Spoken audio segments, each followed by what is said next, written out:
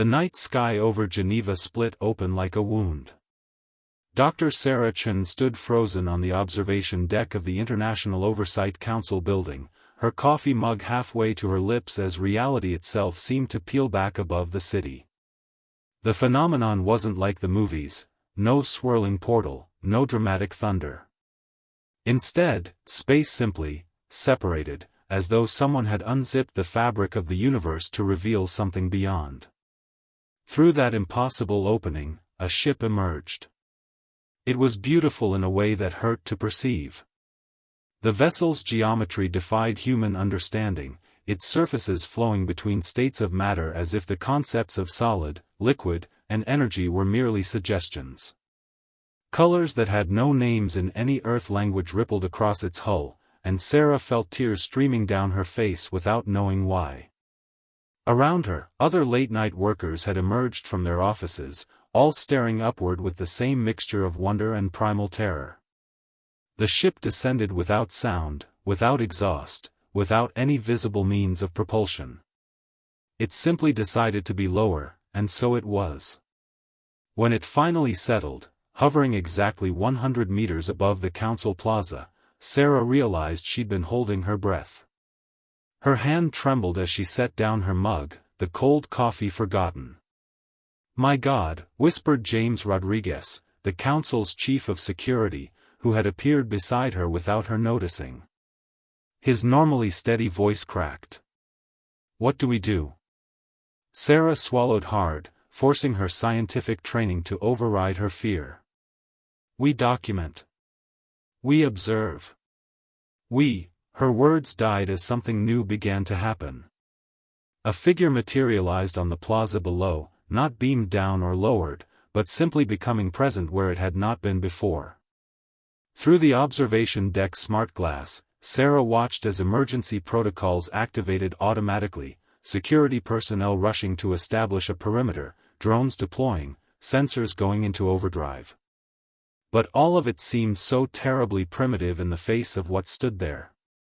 The visitor was humanoid, but only in the way that a statue is humanoid. It stood perhaps 7 feet tall, its form wrapped in what might have been clothing or might have been its own skin, a shifting material that flowed like mercury but caught light like diamonds. Where its face should be, there was something that Sarah's brain interpreted as features, but she couldn't have described them even seconds after looking away. It was as if her mind could only process the concept of a face, not the reality. "Greetings, humanity." The voice came from everywhere and nowhere, resonating not through the air but somehow directly in Sarah's mind, in her bones, in the deepest parts of her consciousness. Around the world, she would later learn, every human being heard those words simultaneously, in whatever language they understood best. "I am Jothic, ambassador of the Celestial Concordat, representing the 7,412 civilized species of the Andromeda Galaxy." Sarah's legs nearly gave out. Andromeda. Not just another world, not even another part of the Milky Way, but an entirely different galaxy. 2.5 million light-years away. "We have observed your species for 3 of your centuries," the ambassador continued, its mental voice carrying harmonics of something that might have been compassion. "Since you first began to industrialize, to reach beyond your world with radio waves and dreams of the stars. We have watched your progress with great interest and, I confess, considerable debate." Below, on the plaza, the Secretary General of the United Nations had arrived, flanked by an army of officials and guards. To their credit, Sarah thought, they were attempting to establish some form of official contact. The Secretary General, Maria Santos, stepped forward with the kind of courage that only came from either incredible bravery or the numb shock of the impossible. We welcome you to Earth," Santos said, her voice amplified by hastily positioned speakers. "On behalf of all humanity, Your welcome is noted and appreciated," Jothic interrupted gently, "but we have not come for pleasantries. We have come because your species stands at a threshold, and the choice you make in the next solar rotation will determine not only your fate but potentially that of your entire galactic cluster. A murmur rippled through the growing crowd, both in the plaza and on Sarah's observation deck. She pressed closer to the glass, her scientific mind racing. A choice? What kind of choice could possibly affect an entire galactic cluster? Your species possesses something rare, the ambassador said, and now its voice carried a weight that made the air feel heavy. Perhaps unique in all the cosmos. We of the Concordat have studied millions of species across millions of worlds. We have catalogued the rise and fall of civilizations older than your sun. And in all that vastness, we have never encountered anything quite like human emotion. Sarah blinked. Emotion? Surely other species felt emotions. But Jothic was already continuing. You must understand, most intelligent species evolve along paths of logic, of pure reason. They develop technology, society, culture, all built on foundations of rational thought. They feel, yes, but their feelings are muted, manageable, easily controlled by their higher functions. The ambassador moved, a gesture that might have been the equivalent of a head shake. Humans are different. Your emotions are vast, chaotic, overwhelming. They drive you to acts of breathtaking beauty and terrible destruction. You create art that moves the soul, and weapons that shatter worlds. You love with an intensity that defies reason, and hate with equal passion. Is that why you're here? Santos asked, her voice steadier now. To study us? To understand human emotion? No, Secretary General. We are here because your emotional capacity has the potential to change everything. Jothic raised what might have been an arm, and the air above the plaza shimmered. A holographic display erupted into existence, showing the Milky Way galaxy in stunning detail. In approximately 400 of your years, the Vex Collective will arrive in this galaxy. The hologram shifted, zooming out to show something approaching from the vast intergalactic void. It was a swarm, a countless mass of objects moving with terrible purpose toward the Milky Way's spiral arms. The Vex are a hive intelligence from beyond the galactic rim. They consume civilizations, not for resources, but for information. They absorb cultures, technologies, and biological patterns, growing stronger with each conquest. In the 7 million years they have existed, they have eradicated more than 10,000 sentient species. The celestial Concordat has fought them to a stalemate in Andromeda, but we cannot stop them from spreading. Sarah felt ice forming in her stomach. 400 years seemed like a long time, but in cosmic terms, it was the blink of an eye. However, Jothic continued, and something like hope colored its mental voice, we have discovered a weakness. The Vex, being purely logical entities, cannot process or predict emotional responses. A species with sufficiently powerful emotional capacity could, theoretically, create weapons and strategies that the Vex simply cannot counter. Emotion-driven creativity could be the variable that breaks their perfect calculations. You want us to fight them, Santos said flatly. We want to offer you a choice, the ambassador corrected. The Concordat has the technology to uplift your species. We can provide you with faster-than-light travel, unlimited clean energy, medical technology that would eliminate disease and extend your lifespans by centuries. We can give you seats among the galactic civilizations, share the accumulated knowledge of thousands of species. Within a single generation, Earth could become a paradise beyond your wildest dreams. The hologram changed, showing images of incredible cities on alien worlds, humans walking among bizarre alien beings, starships bearing Earth's symbol traveling between the stars. Sarah's breath caught. It was everything humanity had ever dreamed of. But, Jothic said, and the single word carried the weight of galaxies, to do this, we would need to integrate you into Concordat society. You would need to adopt our systems of governance, our educational methods, our social structures. These systems are designed to promote stability, efficiency, and rational thought. They have maintained peace across 7,000 species for 10 million years. What would happen to our emotions? Sarah found herself shouting from the observation deck, surprising herself. The ambassador's attention somehow shifted to her, and she felt the weight of that alien regard like physical pressure. An excellent question, Dr. Chen, Jathic said, knowing her name without being told. The Concordat's social integration includes emotional stabilization protocols. Not elimination, we are not monsters. But, moderation. Your emotions would be dampened, brought into balance with reason. You would still feel joy, sadness, love, anger, but they would no longer overwhelm you. You would become rational beings capable of functioning in galactic society. You'd make us like you, James Rodriguez said quietly beside Sarah. You'd take away the very thing that makes us special. We would save you, Jathic responded, and Sarah detected something that might have been frustration. Without our intervention, your species will destroy itself long before the Vex arrive. Your climate is collapsing, your nations teeter on the brink of wars that could render your world uninhabitable, your inequality and suffering stem directly from unchecked emotional responses. We offer you peace, prosperity, and survival. At the cost of what makes us human, Sarah whispered.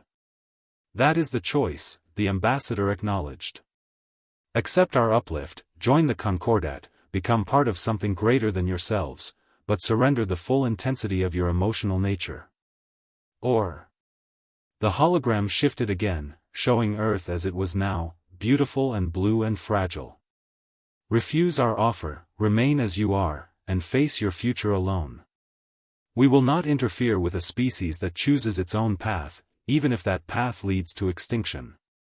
The Concordat respects free will above all else.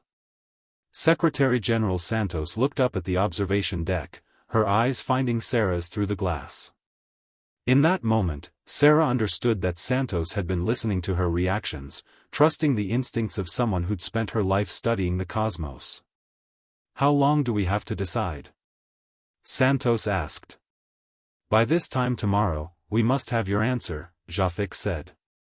This is not a decision for leaders alone. We have made this same offer to every human on Earth simultaneously. Our technology is even now translating this conversation across all your networks. Every person, from the most powerful to the least, will have a voice. You have created something called global democratic voting systems for your climate accords. Adapt that. Let every human choose. The ambassador began to fade, becoming translucent.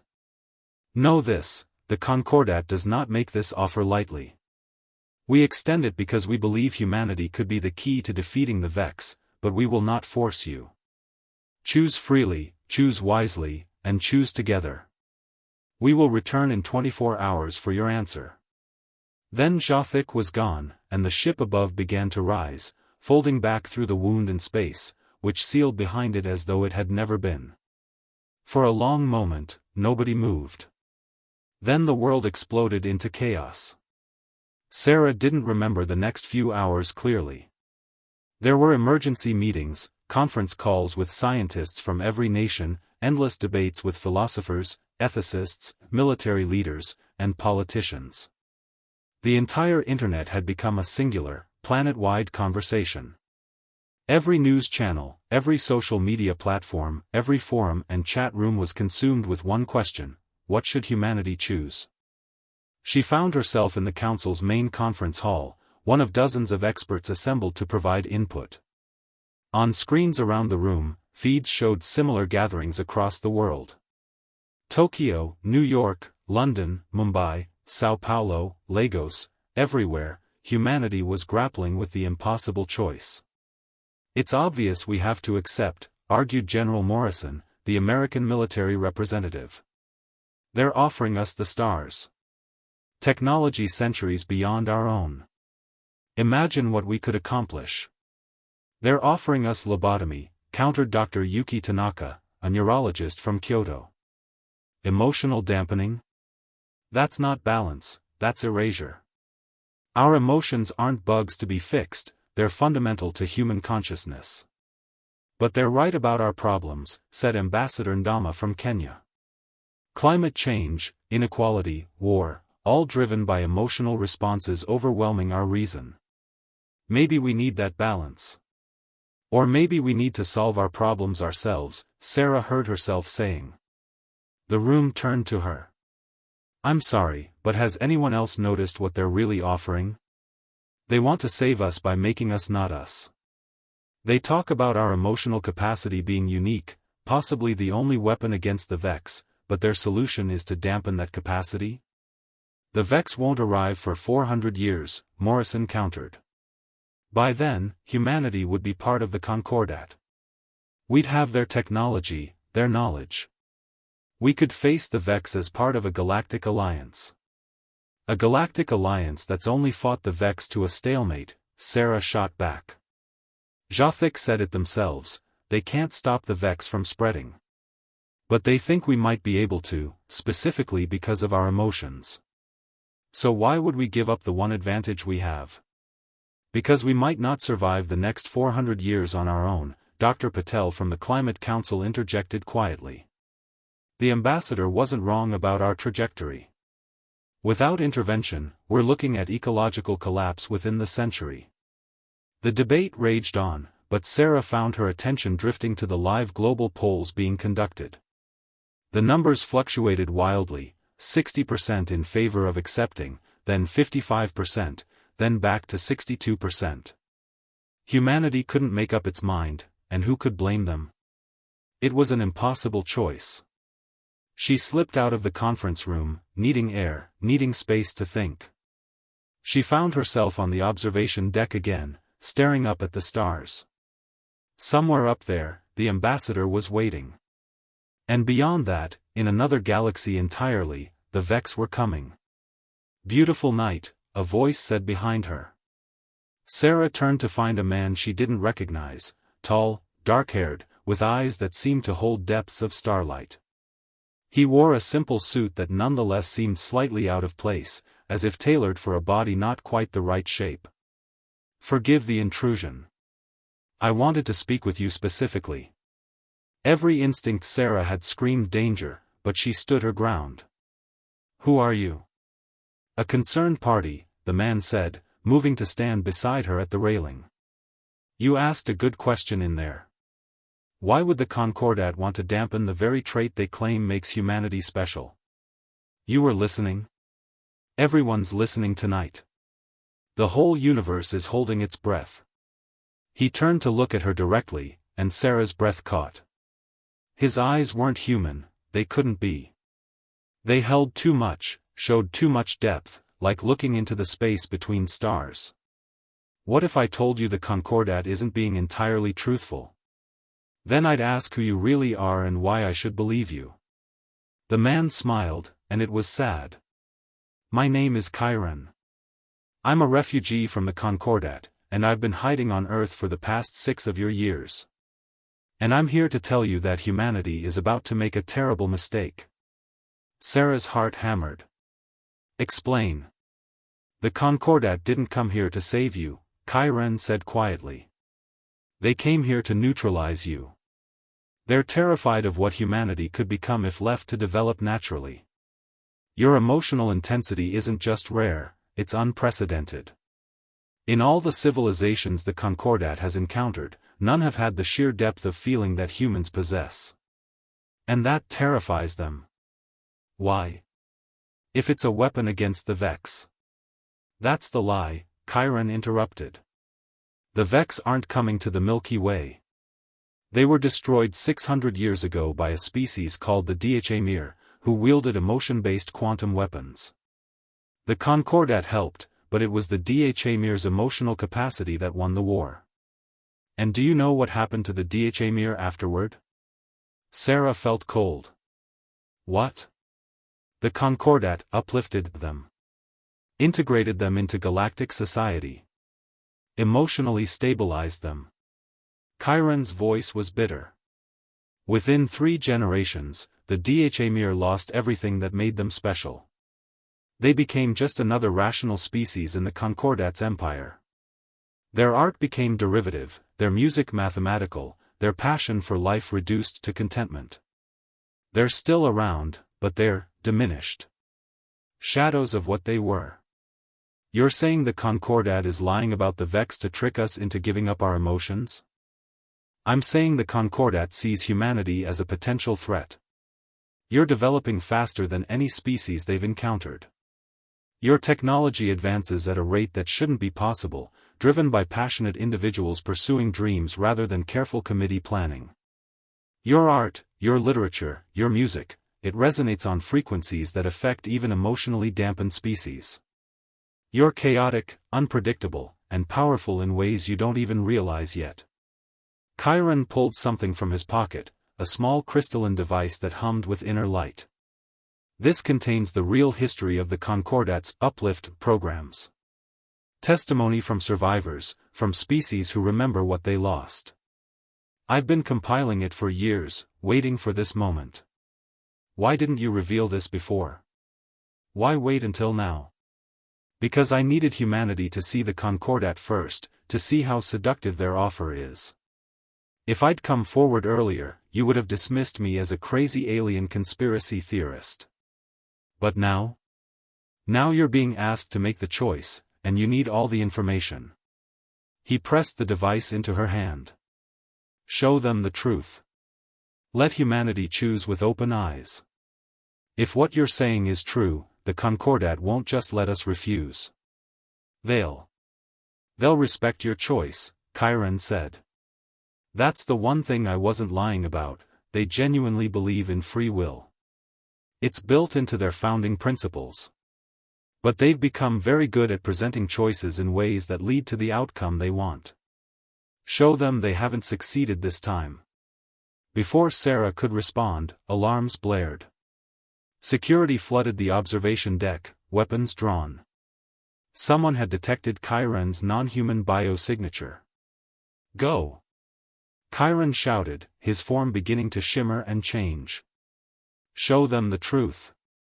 Let humanity choose to be human. Sarah ran, clutching the crystal device, as energy weapons discharged behind her.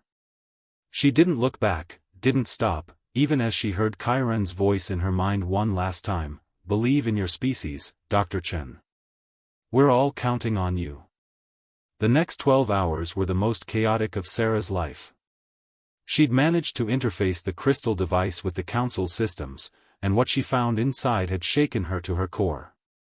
Thousands of hours of testimony from dozens of species, all telling the same story. The Concordat's uplift program was cultural genocide disguised as benevolence. But sharing that information proved nearly impossible. The moment she tried to upload it to the global networks, she was blocked. Not by the Concordat, but by Earth's own governments, who declared all alien information sources except the official ambassador to be potential security threats. She'd argued, pleaded, even threatened to go rogue and leak the data herself. But every path seemed blocked. The global vote was already underway, and the numbers were trending heavily toward acceptance. Why wouldn't they? The Concordat's offer was beautiful, seductive, and presented as humanity's only hope for survival. It was James Rodriguez who finally helped her, using his security clearance to get her into the council's main broadcast center. I don't know if I believe everything you've told me, he'd said quietly, but I believe humanity deserves to know all sides before we choose. Now Sarah stood in front of cameras broadcasting to the entire world, knowing she had perhaps 5 minutes before someone shut her down. Her hands trembled, but her voice was steady. My name is Dr. Sarah Chen, and I have information about the Concordat's offer that everyone needs to hear before voting. She held up the crystal device. This contains testimony from species who've accepted the Concordat's uplift before. I urge you to watch it, to hear their stories, before making your choice. The data began streaming across every screen she could access. Images of the DHA before and after their uplift, the before showing beings of vibrant creativity, building impossible art, creating music that seemed to make reality dance. The after showing the same species creating derivative, formulaic works, their eyes somehow dimmer, their spark gone. Testimony from a Dhmir elder, speaking in a monotone voice about how they could barely remember what it felt like to create something from pure passion rather than careful planning. How their children were taught that the bold ways were inefficient and primitive. Similar stories from other species. Always the same pattern: accept the uplift, gain technology, lose something essential. The Concordat isn't lying about everything, Sarah said urgently. Their technology is real, their offer of peace is genuine, and yes, they do believe they're helping us. But they're asking us to give up the thing that makes us uniquely human. Our capacity to feel deeply, to create from passion, to make decisions with our hearts as well as our heads. These aren't bugs to be fixed. They're features. They're what makes us us. Screens showed the global vote shifting, the numbers for acceptance dropping as more people watched the testimony. I'm not saying we should be blind to our problems, Sarah continued. Our emotions do drive us to conflict, to short-sighted decisions, to suffering. But they also drive us to love, to create, to sacrifice for each other, to reach for the stars because we dream of something more. If we lose that, what are we saving?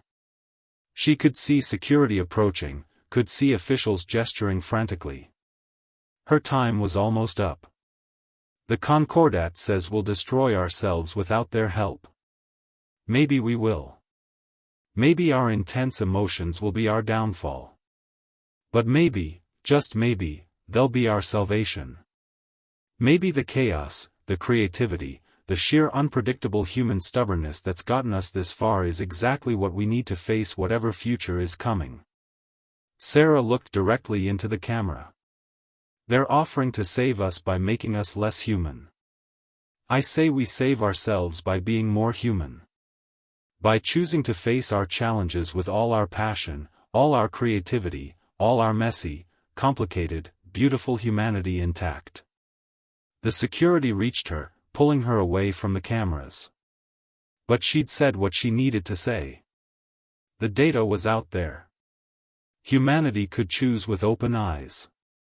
The final hours before the vote closed were a blur.